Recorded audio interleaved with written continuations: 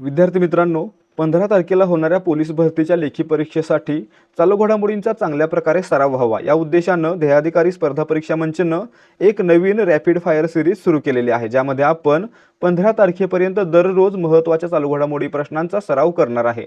आणि यामध्ये ऑगस्ट 2025 ते मार्च 2026 या कालावधीमधील चालू घडामोडींचा समावेश असणार आहे। त्यामुळे जर तुम्ही 15 तारखेला पेपर देणार आहात तर हा व्हिडिओ पूर्ण पहा आणि 15 तारखेला पेपर देणाऱ्या आपल्या मित्रांसोबत देखील शेअर करा।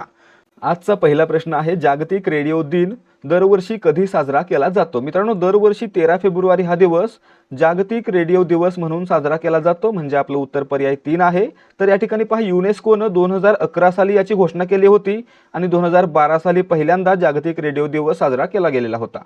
प्रश्न क्रमांक 2, 2026च्या जागतिक रेडिओ दिनाची मुख्य थीम काय होती? मित्रांनो, 2026च्या जागतिक रेडिओ दिनाची मुख्य थीम होती रेडिओ आणि आर्टिफिशियल इंटेलिजन्स, म्हणजेच रेडिओ आणि कृत्रिम बुद्धिमत्ता। पर्याय 2 काय विचारलं जाईल? रेडिओ आणि AI असं विचारलं जाईल। पुढे प्रश्न क्रमांक 3, रेडिओचा शोध 1890 मध्ये कोणी लावला? रेडिओचा शोध 1890 साली गुल्गिएल्मो मार्कोनी यांनी लावला, म्हणजे आपलं उत्तर पर्याय 3। थॉमस एडिसन यांनी कशाचा शोध लावला? तर विजेच्या दिव्याचा शोध लावला। आणि अलेक्झांडर ग्राहम बेल यांनी टेलिफोनचा शोध लावला। आता विद्यार्थी मित्रांनो, जर तुम्हाला माहिती समजते तर तुमच्यासाठी एक टास्क आहे, या व्हिडिओला एक लाईक करायचा आहे। या व्हिडिओ खाली जर 200 लाईक झाले तर या व्हिडिओमधील प्रश्नांचे स्पष्टीकरणासह PDF आपल्याला अगदी फ्रीमध्ये देण्यात येईल। फक्त काय करायचं आहे? एक लाईक करायचा आहे। प्रश्न क्रमांक 4, जगातील सर्वाधिक कच्च्या तेलाचे साठे कोणत्या देशात आहेत? मित्रांनो, जगातील सर्वाधिक कच्च्या तेलाचे साठे आहेत ते व्हेनेझुएला या देशामध्ये आढळतात, म्हणजे आपलं उत्तर पर्याय 4 व्हेनेझुएला। दुसऱ्या क्रमांकाला कोणता देश आहे? Saudi Arabia. ठीक आहे। प्रश्न क्रमांक 5, स्टॅनफोर्ड युनिव्हर्सिटीच्या 2025च्या ग्लोबल AI व्हायब्रन्सी रँकिंगमध्ये भारत कितव्या स्थानावर आहे? या ठिकाणी पाहायचं आहे, स्टॅनफोर्ड युनिव्हर्सिटीच्या 2025च्या ग्लोबल AI व्हायब्रन्सी रँकिंगमध्ये भारत 3ऱ्या क्रमांकावर आहे, म्हणून आपलं उत्तर पर्याय 3 असणार आहे। प्रश्न क्रमांक 6, सक्रिय स्मार्टफोन वापरकर्त्यांच्या बाबतीत जगात भारताचा क्रमांक कितवा आहे? मित्रांनो, जगात स्मार्टफोन वापरकर्त्यांच्या बाबतीत चीन पहिल्या क्रमांकाला आणि भारत दुसऱ्या क्रमांकाला आहे, म्हणजे आपलं उत्तर पर्याय 2 भारत हा दुसऱ्या क्रमांकाला आहे। प्रश्न क्रमांक 7, भारताने दुर्मिळ प्रकारच्या आजारांसाठी नुकतीच कोणती पहिली सुविधा सुरू केलेली आहे? भारतामध्ये दुर्मिळ रोगांच्या आजारांसाठी नुकतीच राष्ट्रीय बायोबँक नावाची सुविधा सुरू केलेली आहे, म्हणजे आपलं उत्तर पर्याय 3 राष्ट्रीय बायोबँक। प्रश्न क्रमांक 8, भारत बोधन AI परिषद 2026चे आयोजन कोठे करण्यात आले होते? मित्रांनो, या ठिकाणी पाहायचं आहे, भारत बोधन AI परिषद 2026चं आयोजन नवी दिल्ली या ठिकाणी करण्यात आलेलं होतं, पर्याय 4। विद्यार्थी मित्रांनो, आता सगळं सोडून थोडा वेळ फक्त इकडे लक्ष द्या। तुम्ही या व्हिडिओपर्यंत पोहोचलाय म्हणजेच तुम्ही नक्कीच पोलीस भरतीसाठी तयारी करताय। आणि मित्रांनो, तुम्ही तयारी करताय म्हणजे तुम्हाला माहीत असेलच की पोलीस भरतीसाठी मागील वर्षांच्या प्रश्नपत्रिका सोडवणे किती आवश्यक आहे। त्यासोबतच नवीन प्रश्नपत्रिका सोडवून त्या परीक्षेसाठी तयारी करणं आणि टाइम मॅनेजमेंट करणं हे देखील आवश्यक आहे। आणि मित्रांनो, यासाठीच ध्येयाधिकारी स्पर्धा परीक्षा मंच घेऊन आलेला आहे फक्त 60 रुपयांमध्ये 30 सराव प्रश्नपत्रिका, 30 पेपर फक्त 60 रुपयांमध्ये। आणि मित्रांनो, यामध्ये आपल्याला प्रत्येक पेपरमध्ये 100 प्रश्न असतील आणि त्या 100 प्रश्नांचं पूर्ण स्पष्टीकरण देखील असणार आहे।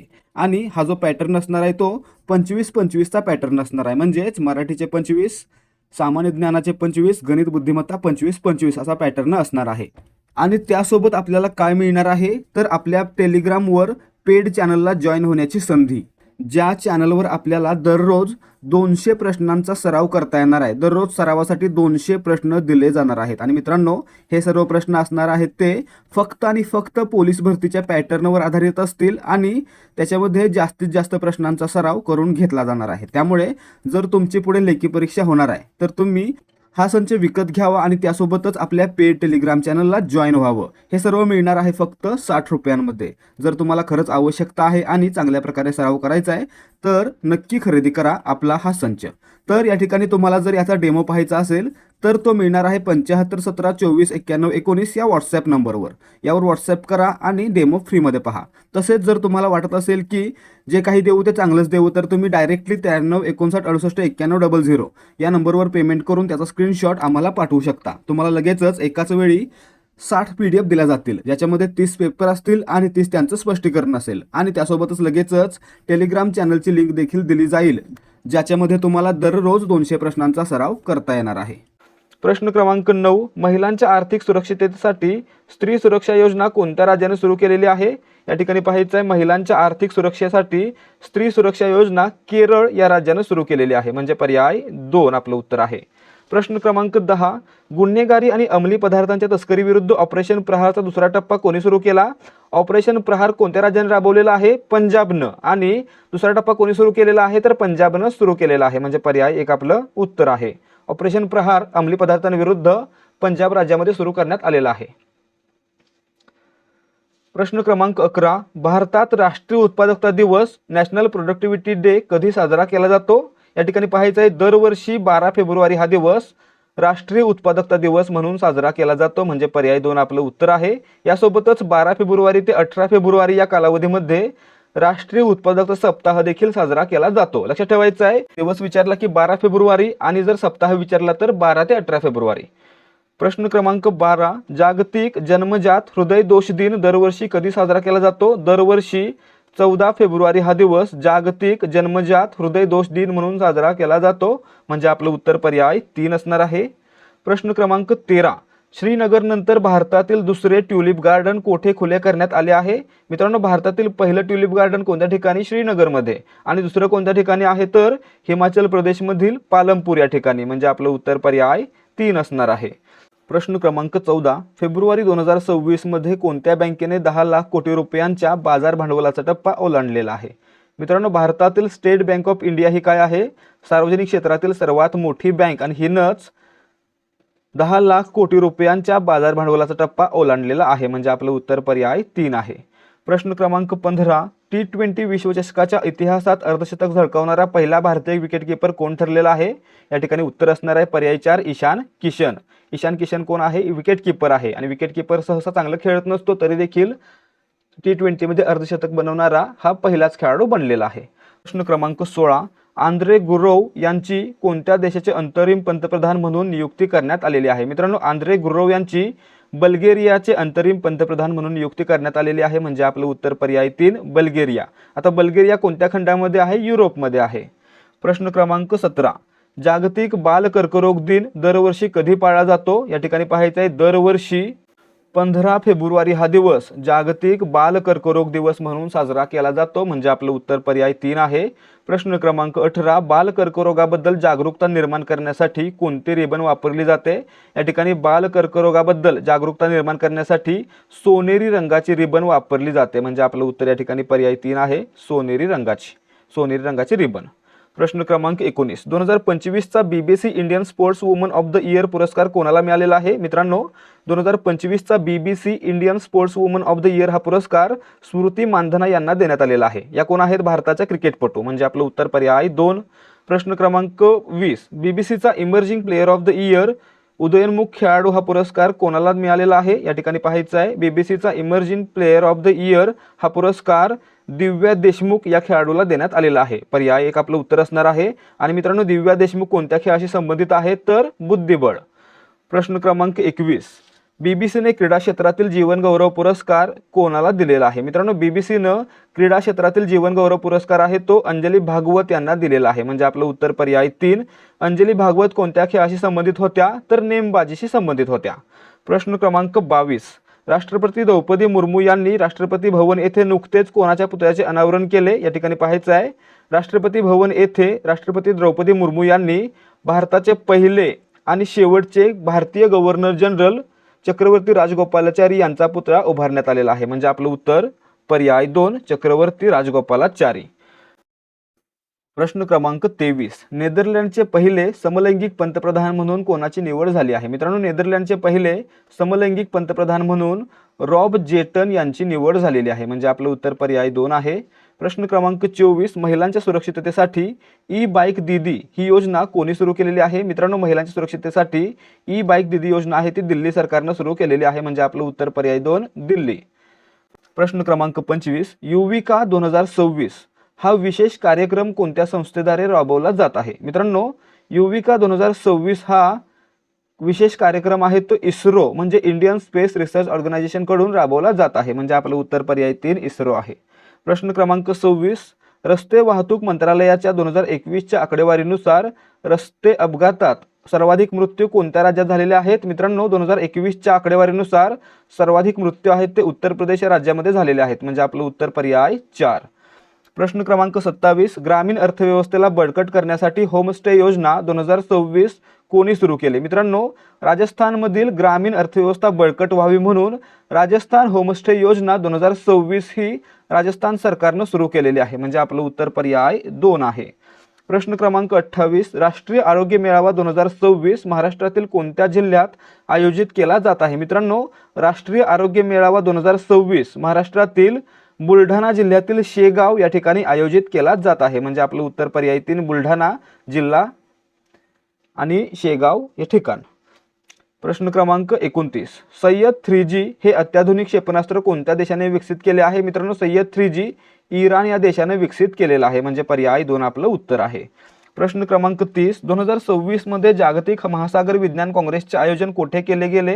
या ठिकाणी पाहायचं 2026 मध्ये जागतिक महासागर विज्ञान काँग्रेसचे आयोजन आहे ते गोवा या राज्यामध्ये केलं जाणार आहे, म्हणजे आपलं उत्तर पर्याय 4 गोवा. प्रश्न क्रमांक 31, बेरोजगार तरुणांना आर्थिक मदत देण्यासाठी बांगलार युवा साथी योजना कोणत्या राज्याने सुरू केली? मित्रांनो, बांगलार युवा साथी योजना आहे ती पश्चिम बंगाल या राज्याने सुरू केलेली आहे, म्हणजे आपलं उत्तर पर्याय 3. प्रश्न क्रमांक 32, भारताने पाकिस्तानमधील बालाकोट येथे एअर स्ट्राईक केल्याच्या स्मरणार्थ कोणता दिवस पाळला जातो? या ठिकाणी पाहायचं आहे, भारतानं 26 फेब्रुवारी 2019 रोजी पाकिस्तानमधील बालाकोट या ठिकाणी एअर स्ट्राईक केलेल्या होत्या आणि याच्या स्मरणार्थ दरवर्षी 26 फेब्रुवारी हा दिवस पाळला जात आहे. प्रश्न क्रमांक 33, इंस्टाग्रामवर 10 कोटी फॉलोअर्सचा टप्पा पार करणारे पहिले जागतिक नेते कोण ठरले आहेत? मित्रांनो, इंस्टाग्रामवर 10 कोटी म्हणजे 100 मिलियन फॉलोअर्सचा टप्पा पार करणारे पहिले जागतिक नेते आहेत नरेंद्र मोदी, म्हणजे आपलं उत्तर पर्याय 3. प्रश्न क्रमांक 34, नवीकरणीय ऊर्जेद्वारे कार्बन न्यूट्रलिटी प्राप्त करणारी भारतातील पहिली नेट झिरो पंचायत कोणती ठरली आहे? मित्रांनो, भारतातील पहिली नेट झिरो पंचायत ही महाराष्ट्राच्या भंडारा जिल्ह्यातील बेला ही आहे, म्हणजे आपलं उत्तर काय असणार आहे? पंचायत कोणती? बेला, महाराष्ट्र. जिल्हा विचारला तर भंडारा जिल्हा. प्रश्न क्रमांक 35, बांगलादेशला हरवून भारताने कोणती फुटबॉल चॅम्पियनशिप 2025 जिंकली आहे?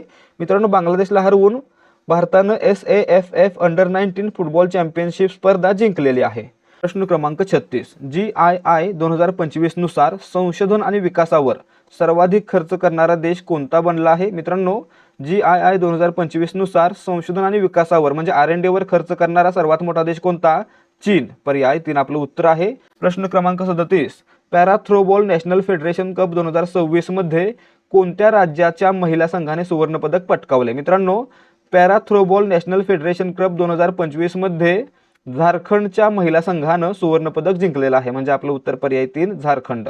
प्रश्न क्रमांक 38, सोशल मीडियावर अवैध शस्त्रांचे प्रदर्शन रोखण्यासाठी ऑपरेशन शस्त्र कोणी सुरू केले? मित्रांनो, दिल्ली पोलिसांनी सोशल मीडियावर अवैध शस्त्रांचे प्रदर्शन रोखण्यासाठी ऑपरेशन शस्त्र सुरू केलेलं आहे, म्हणजे आपलं उत्तर पर्याय 2 दिल्ली पोलीस. प्रश्न क्रमांक 39, मध्य प्रदेशातून देशव्यापी डाळ आत्मनिर्भरता अभियान कोणी सुरू केले आहे? या ठिकाणी पाहायचं आहे, मध्य प्रदेशमधून देशव्यापी डाळ आत्मनिर्भरता अभियान हे शिवराज सिंग चौहान यांनी सुरू केलेलं आहे, म्हणजे आपलं उत्तर पर्याय 3.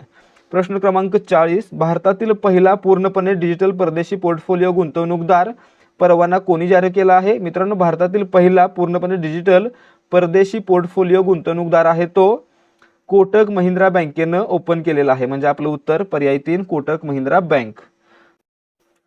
प्रश्न क्रमांक 41, जागतिक कडधान्य दिन दरवर्षी कधी साजरा केला जातो? या ठिकाणी पाहायचं आहे, दरवर्षी 10 फेब्रुवारी हा दिवस जागतिक कडधान्य दिवस म्हणून साजरा केला जातो, म्हणजे आपलं उत्तर आहे पर्याय 2 10 फेब्रुवारी. आता मित्रांनो, पुढचा प्रश्न पहा. प्रश्न क्रमांक 42, 79व्या संतोष ट्रॉफी राष्ट्रीय फुटबॉल अजिंक्यपद स्पर्धेचे विजेतेपद कोणी जिंकले? मित्रांनो, 79व्या संतोष ट्रॉफीचं विजेतेपद जिंकलेलं आहे सर्व्हिसेसनं, म्हणजे आपलं उत्तर पर्याय 3 सर्व्हिसेस.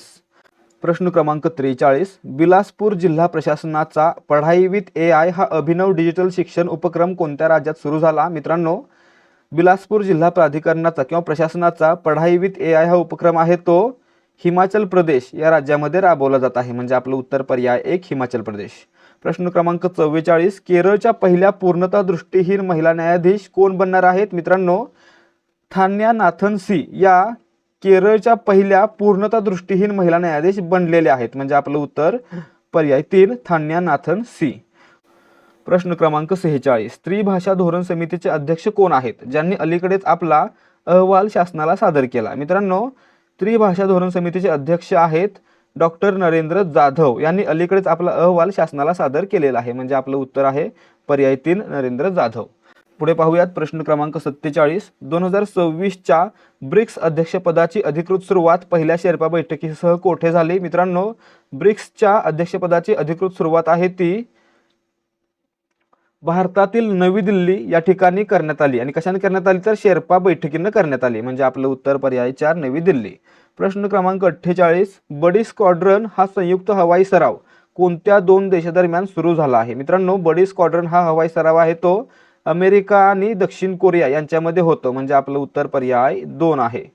प्रश्न क्रमांक 49. भ्रष्टाचार धारणा निर्देशांक 2025 मध्ये भारत कितव्या क्रमांकावर आहे? मित्रांनो, भ्रष्टाचार धारणा निर्देशांक 2025 मध्ये भारत आहे तो 91व्या क्रमांकावर आहे. म्हणजे आपलं उत्तर पर्याय 2. प्रश्न क्रमांक 50. भारतातील पहिला भूकंपरोधक पूल कोणत्या राज्यात बांधण्यात आलेला आहे? मित्रांनो, भारतातील पहिला भूकंपरोधक पूल आहे तो आसाम या राज्यामध्ये बांधण्यात आलेला आहे. म्हणजे आपलं उत्तर पर्याय 3 आसाम. तर विद्यार्थी मित्रांनो, या ठिकाणी आजचे प्रश्न समाप्त होत आहेत. जर तुम्हाला आजचे प्रश्न आवडले असतील आणि स्पष्टीकरण समजलं असेल तर व्हिडिओला लाईक करा आणि आपल्या मित्रांसोबत शेअर करा. त्यासोबतच याच प्रकारचे व्हिडिओ पाहण्यासाठी आपल्या चॅनलला सबस्क्राईब करा. भेटूयात पुढच्या भागामध्ये. जय हिंद, जय भारत आणि जय महाराष्ट्र.